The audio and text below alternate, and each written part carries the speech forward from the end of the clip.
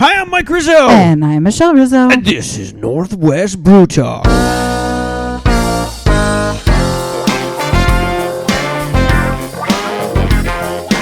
Welcome to Northwest Brew Talk, the #1 podcast on Washington beer, brought to you by Micro Homebrew, located in Kenmore. This is episode number 73. Each and every week, we promote the Washington brewing industry by talking to those people involved and drinking Washington beer. If you like Washington beer, learn about the people behind it here on our show. This week on the Micro Homebrew interview, we talk with Postdoc Brewing. We also have our brew news and local music from Homewreckr. With over 300 breweries, we try to highlight as many as possible every episode. If you're new to the show, we suggest you check out our back catalog with some great interviews and lots of Washington beer. If you have comments or questions, feel free to send us an email to nwbrewtalk@gmail.com. We are on Twitter at nwbrewtalk and on Facebook at facebook.com/nwbrewtalk. If you like the show and want to support us, share our link and tell your friends on social media. It takes just a few to start a revolution. To start our show tonight, let's open our first beer this episode. It's from Holy Mountain Brewing, located in Seattle. Open 7 days a week, 21 and over. You can have a child with you if you're just picking up a growler, but just in and out. Otherwise, no children allowed. We are drinking their Witchfinder Saison, pale and aromatic with a soft minerality. Witchfinder is a refreshing Saison brewed with Pilsner malt and wheat and fermented with house mixed Saison strain, hopped with Saaz and Amarillo and conditioned in kegs and bottles with Brett. 6.1% ABV and an untapped rating of 3.87, one of the higher ones. Okay, this nice blonde color here. Yeah, very light. Nice white head on. Yeah, nice big head. Foamy head. Got a very spicy aroma to it. Yep, you can definitely smell the malts too. Yeah, it's got a little spiciness to it. There's some kind of season or just the mixture of everything they have in it. This has Pilsner, malt, and wheat hopped with the mix of American and European hops. So yeah, that's what's cool. I do love to see when they use the European hop. Yeah, when they mix things. When it's they not mix all the American. The European. I mean, you're a hophead, but when they use all those Cascade hops and mix them all together, that's always a good thing. But oh yeah, this is a nice change from our definitely IPAs that we tend to lean towards. It is drier, has a drier finish to it. Yep, definitely. But it is. I mean, it's a drier Saison, which means season. So I'm not sure if this was, brewed for a particular time or if it's just their Saison that they brew. What I like this tonight is both beers we have are black, and they both have black and white labels, which is kind of funny. Yeah, I know. It was just kind of a random pick there, but because their label here, they have this cool little picture that I feel like I want to color in. I can see it. It does look like all those adult coloring books that you see all over the place now. They can call it the adult coloring book Witchfinder. But yes, it's a nice flavored beer, and I think if you like the wine, especially a white wine, you would probably like this. Yeah, somebody that maybe goes into a brewery that hasn't been into them, that would be a good beer to steer you towards, because you want to try and stay away from the things that are real hoppy or real foodie flavored, because a lot of times people are it's just too in your face to be an introduction to beer. Yeah, but this has that nice, it seems like nice take you crossover there. Absolutely. Awesome. All right, and that takes us to our brew news this week.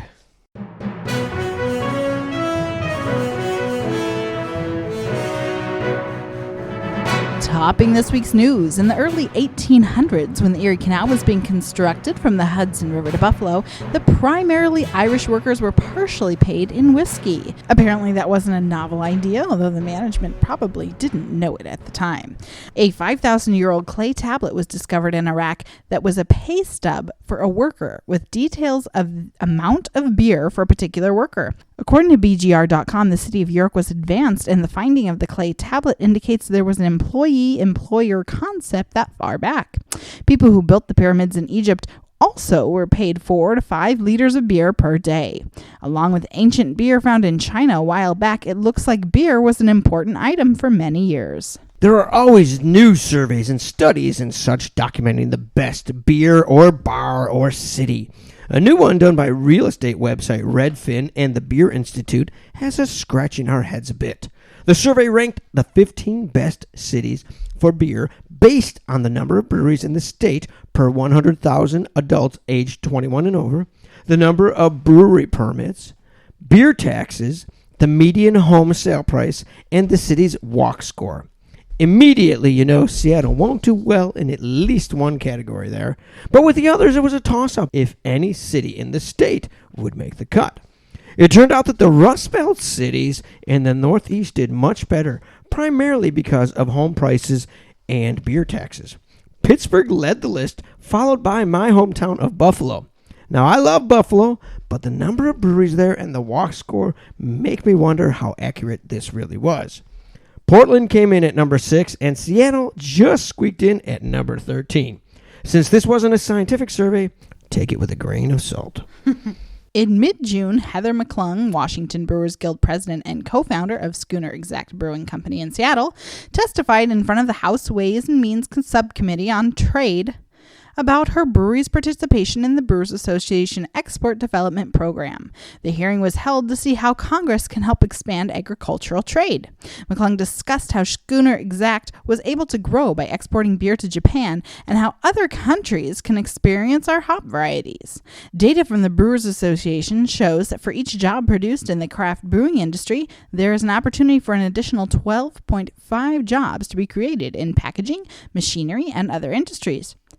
If you like indie beer and baseball, join the Seattle Mariners on Monday, August 1st for Brewery Night. The event takes place before the game and pre-sale tickets get you a t-shirt and 2 drink tickets. The Mariners stock many indie beers from Washington, but on this night, there will be 12 different breweries in attendance for this special event. Men'sJournal.com had a recent story, another list actually, Beer of the Summer, 13 Great Gozas. As this style seems to become more popular, we noted that Reuben's Brews Goza was among the list, chosen for its, quote, clean, toasty barley with a citrus tang that comes off like spicy orange peel. Well, Seven Seas Brewing, while not on this list, is also getting into the Goza game with Water Chopper Goza, their 5th canned beer. Their beer is much different than Reuben's Brews in that theirs is, quote, 35% malted white wheat and German Pilsner malt. They added San Juan Island sea salt, which I didn't even know there was, and a pinch of coriander. Both beers are low ABVs, so you can enjoy a couple of them.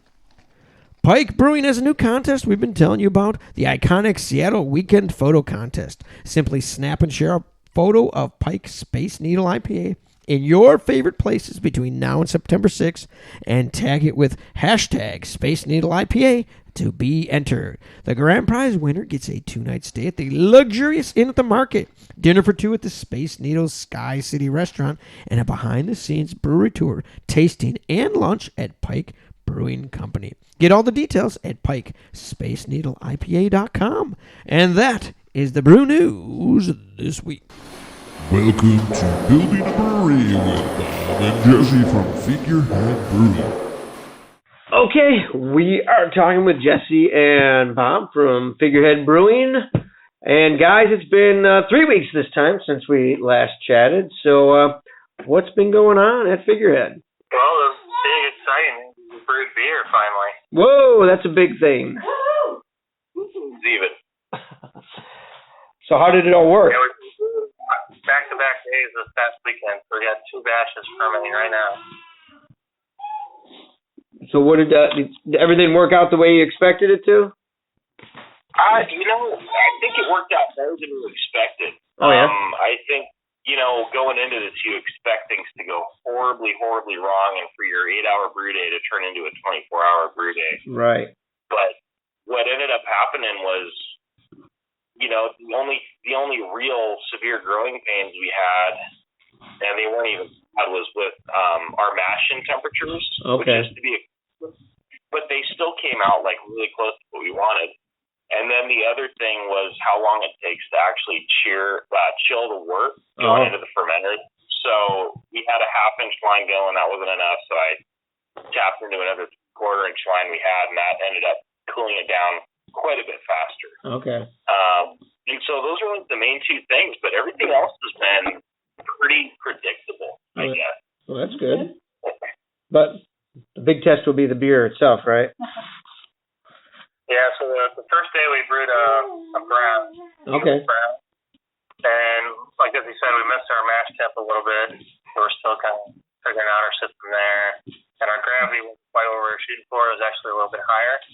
So it might end up being a little different beer than what we had planned, but I think it's still going to be pretty good. Okay. And then the next day we brewed a Belgian double. Oh, nice. And that went a little smoother. We got a lot closer with our mash temp and hit our gravity spot on for that batch. So, okay, cool. Well. So what is next, or what else has happened then? Well, I just ordered kegs to put the beer into. Nice. So we don't have kegs yet. So hopefully they'll be here in about a week, and that first batch will be finishing up in probably another week or a week and a half. Right. And kegging that one off and brewing some more. Guys, done any more construction on the facility? We've been working on the fuel box a little bit more, but that's sort of stuff we've sort of been doing while we were waiting around. The brewing, we really made a priority, so we've been working on that. The brewing specifically, and doing caustic and acid washes, and getting ready for that, and then just making sure the brew house is going to work. Right. I had to build a grant for our sparge process.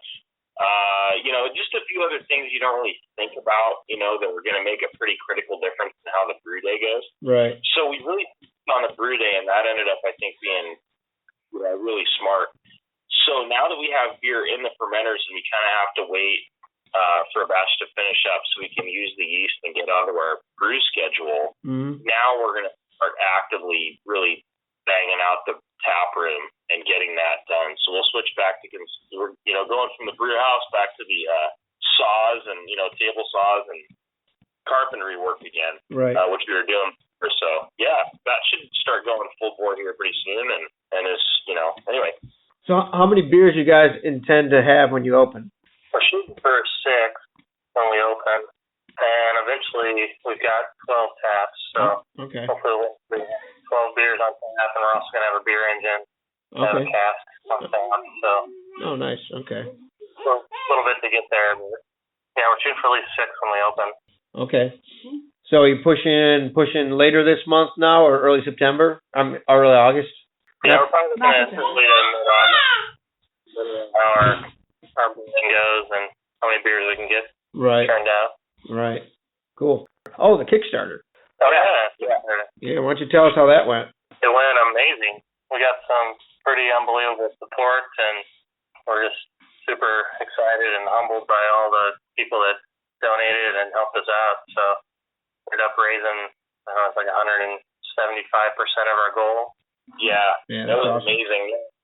$20,000 or something. Yeah. And a lot of that stuff, past the build out, we'll see how, everything costs than you think it will by 2 or 3-fold. But once we get the brewery built out, we're going to work on getting beer engines and stuff, because that was part of our, for, our secondary goals, if we could get those, which, trying to serve English style or serving English styles, it's really nice to have a beer engine so you can serve them properly. So that's very cool. Yeah. Well, that's awesome. So now the beer's going, and in a couple weeks you should be pretty far along then doing some construction. So you guys are moving along good. Yeah, we really are. We'll have a couple more beers, in the fermenters by then. That's been such a cool thing. We're actually a brewery now. We're going in.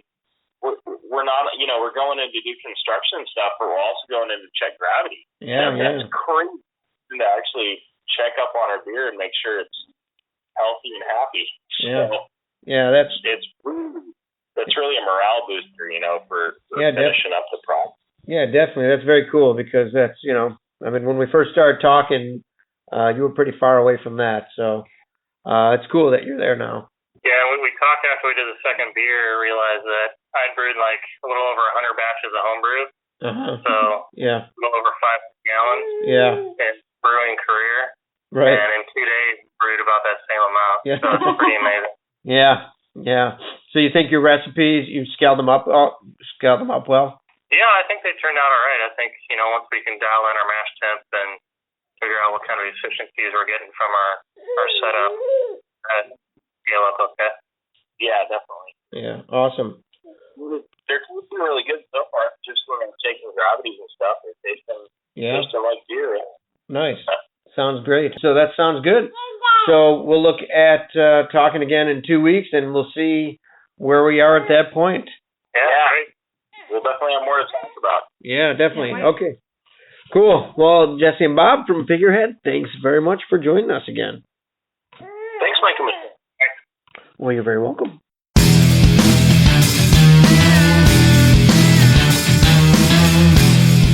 Welcome back to Northwest Brew Talk. If you want to submit news to Northwest Brew Talk, send us an email to nwbrewtalk@gmail.com. If you have not yet subscribed to our podcast, why not do it now? It's free, available anywhere you listen to podcasts, including iTunes, Podbean, Stitcher, and TuneIn Radio. On this week's Micro Homebrew interview, we're talking to Tom from Postdoc Brewing in Seattle.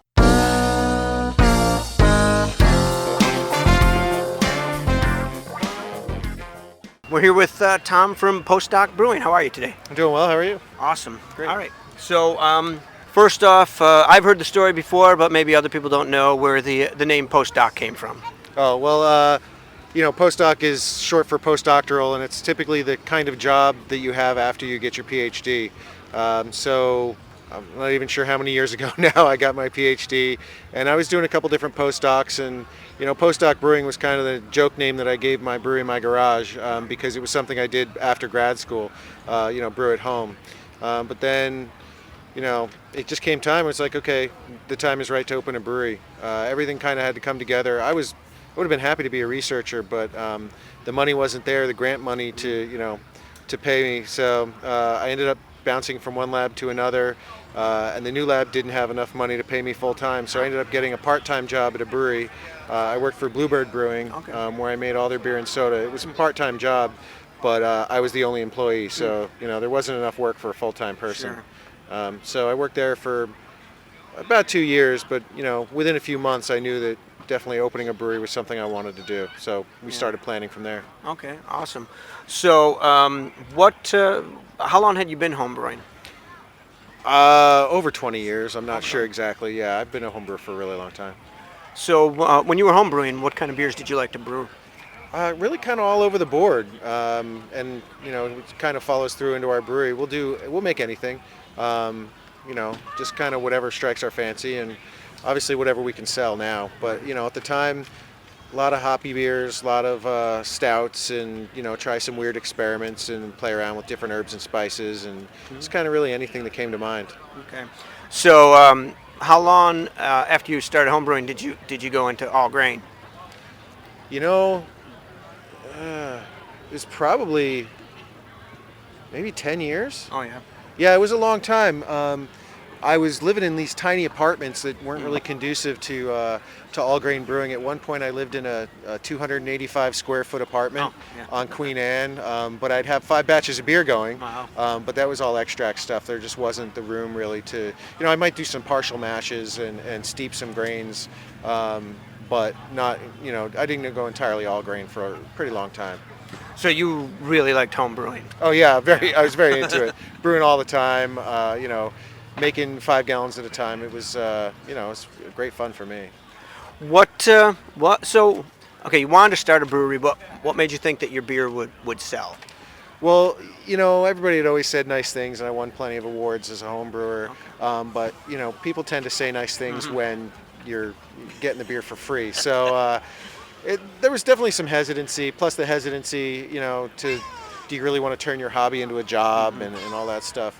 So when I had the opportunity to go work at Bluebird, there somebody's going to pay me to make beer, and then we'll see what happens. And it was very popular. It sold really well. People had a lot of nice things to say about our beer. So that really, I was like, okay, it's not just my friends telling me that, yeah, my beer is great. There's people actually paying money for it and coming back again and again Right. to buy it. So then I was like, okay, I guess I do know what I'm doing. Yeah, well, that's good. So did you have any input in their beers, or was it all their own recipes they already had? They didn't have any recipes. Oh, okay.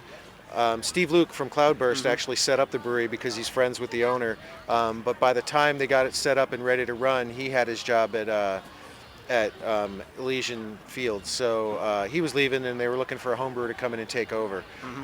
So there was the one recipe that we brewed together that was Steve's, which was the porter. Was just my recipes. Whatever, I'd get some guidance in terms of let's make a saison or let's do this, but the owner, had no recipes, so it was all mine. Okay, awesome. So you spent a couple of years there, started Postdoc. How big was the system? Is it the same size system? Yeah, Postdoc, we've been open for about a year and a half. We opened with a 15-barrel system. Okay. So you decided to get a decent-sized system to start with. Yeah, the system at Bluebird was really an oversized homebrew system. It's 2 barrels. I have a nicer mill at home. The pumps are all homebrew-sized pumps. I wanted to make sure that, if we're going to open a brewery and this is going to be my full-time job, I can't be brewing 2 barrels at a time. I need, to be able to make a batch of beer and have a lot of beer to sell, so that, I don't know, if I'm brewing 5 times a day, then I don't have time to do all the other things that have to happen. Right. So when you went from, your homebrew system to 15-barrel, was the conversion very easy? I think it's pretty straightforward. I don't know. People always talk about, can you scale it up? And I think it's, as far as scaling goes, it's like, okay, the wit beer that I made at home, where I'm zesting a grapefruit and 2 oranges for every 5 gallons, that's not scalable in the sense that that's way too many fruits to try to zest for a 15-barrel batch. But as far as the malt goes, I find the malt scales pretty well, and as long as you know what kind of extraction you're getting from your hops, that's easy to scale as well. Get a little different conversion on the 15-barrel system than at home, but it's not drastically different. Okay, awesome. So what is your biggest seller now? IPA. Is it? Yeah, that's the market around here. Yeah. Everybody loves IPA, so we sell a lot of that. So do you have just one IPA, or do you do different versions? We mostly have one. It's our Alpha Factor IPA, but we do a lot of different hoppy beers that end up being popular. We've got a Session IPA. We just released a double IPA. We did an Imperial Red IPA. Our Pale Ale's pretty hoppy. We do a triple IPA. We'll probably end up doing some other versions of IPA at some point, but for now we're just kind of focusing on that one. Okay. Now, when you brew, especially for the brewery, do you brew to style, or do you like to experiment? It's a little bit of both. Mostly I want the beer to be to style in general, but what style really is there for our Brett barrel-aged plum goza? Like, it's not, that's really hard to pigeonhole. That has to go into one of those really broad categories. But if the base goza itself is a true to style goza, our IPA is a true to style IPA. The smoke lager we made is that's true to style. Helles lager, smoked Helles lager. Okay, cool. So what do you think makes your brewery stand out? That's a good question, and I don't really know the answer. I think you'd have to ask our customers or somebody in marketing. I'm a brewer. I'm a scientist. Right. But I'm really bad at the marketing stuff. I don't know what makes us stand out. I think we do a wide range of beers. I think all of our beers are very good. Is that enough to stand out in this market? I don't know. Do you do any distribution? We're self-distributed. We're in about 200 bars. Oh, okay. Not all at once, obviously, but rotating through different customers. We have a few permanent handles around town. We're mostly on the east side, but starting to branch out into Seattle now. Okay. Do any bottling or canning? We've only just started. We brewed that smoked lager that we made was for Malt and Vine's 9th anniversary, and we did a limited bottling run for that, and we're still working on getting labels done. We're going to start off with 22s as soon as the labels are ready and we have some beer to put in the bottles. Okay. Those should be by the end of the summer. We'll have some bottles out. Okay. So is your location, is it just brewery, tasting room? Do you have It's a brewery and tasting room. We don't have a restaurant, but we have some prepackaged food. Okay. We're kid-friendly and dog-friendly, and we got food trucks about 6 days a week. Oh, okay. So, we get a pretty good crowd. That's cool. So, how many times have you come to the Brewers Festival? This is our second year. Yeah. We opened about 6 months before the festival last year. Okay. So. All right. So, I noticed yesterday you had quite a line. Yeah, we've done well at this festival. Last year, they don't necessarily publish the token count for public consumption, Right. but the brewers all know. And we were top 10% last year, really? and this year we're doing even better. So Really? yeah, Yeah. it's been really well. Yeah, I was walking around to see where the people were waiting in line, and yours was one of the longest. Yeah, we brought some special beers that we do timed releases on. We had a barrel-aged bourbon barrel triple IPA yesterday, and a rye whiskey barrel imperial stout. That Brett Plum Goza that I mentioned we had on yesterday. We had a Brett IPA on yesterday. So we do some special beers. They're limited. Right. We bring a 6 barrel of them, and that's it. So, how many barrels have you been working with? As far as like oak barrels, Yes. we've got 20, more than 25. Oh, really? Not 30. About half of them right now are filled with Flanders Red, and they're a mix of wine and beer barrels that have or wine and spirit barrels that have already had beer run through them. Okay. That we then turn into sour barrels after that. Okay. So we've got a black currant goza with Brett. We've got a couple of port barrels that just got saison in them. Just kind of we'll see what barrels we get, and then we'll see what beers we feel like putting in them. Just get to play around that way. Yeah. So, do you like? I mean, I know you said that a lot of stuff is to style, but do you like doing some of that experimental? Oh, I love doing that stuff. We actually picked a homebrew from the Pro-Am that was a wee heavy that was aged in a bourbon barrel with peaches. So we made that beer, and that's been pretty popular. Oh, very cool. All right. Well, thanks very much for stopping by, Tom. Good luck at the festival. Thank you very much.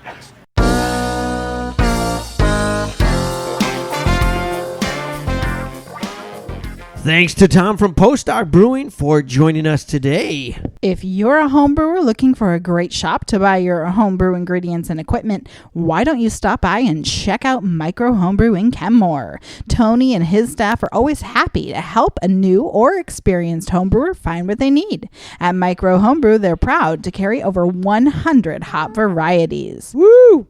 Visit them today at 17511 68th Avenue Northeast in Kenmore, or find them on Facebook at Micro Homebrew. When you stop in, make sure to tell them you heard about them on Northwest Brew Talk. Thank you, Micro Homebrew. And we'll be right back after a local music break from Homewreckr.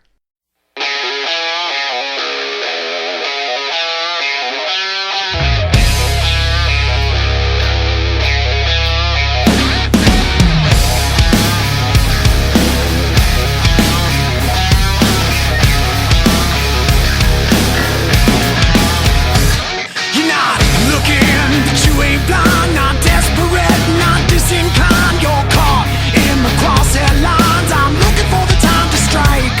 Now stop, look over here, pull me in a little closer, not too near. I know you're never gonna settle for second tier. There's a spark waiting to ignite. 'Cause I like you, you ain't nobody's fool. I think you know exactly what you wanna do. And just like you,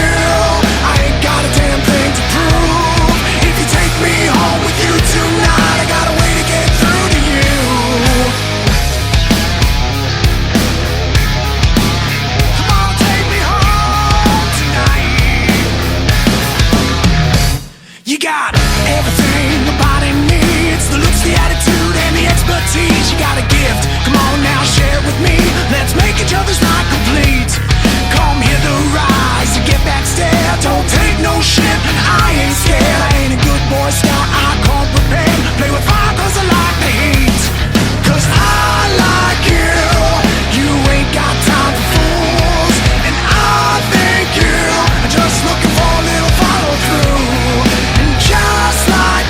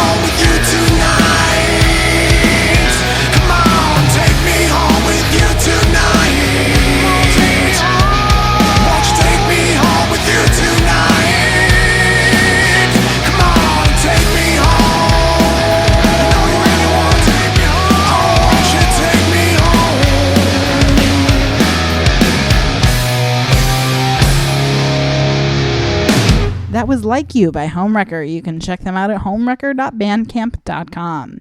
If you want to have your music played on Northwest Brew Talk, contact us today. All right. Okay, we weren't on the air last week because we weren't in town. We went back to my hometown of Buffalo because my daughter Sarah got married. And I got to walk her down the aisle, so that was quite a nice experience for me. Yes. We got to meet her wife for the first time and meet her family. It was always a fun experience. Very nice definitely. people. All right. But while we were there, we made sure to hit a couple of breweries. And Buffalo is still, the East Coast, too, in general, I think, is still growing. The Northeast breweries are still, it's nothing like here. Yeah, the first place that we went, we tried the beer, and the beer wasn't bad. It just, even just reading the descriptions of the beers, it's like it's a double IPA, and it only has like 65 IBUs or something. So we knew that it wasn't going to be quite what we're used to. We got a flight, and the beer was good. It was passable, but it was not something that we would go out of our way to go for.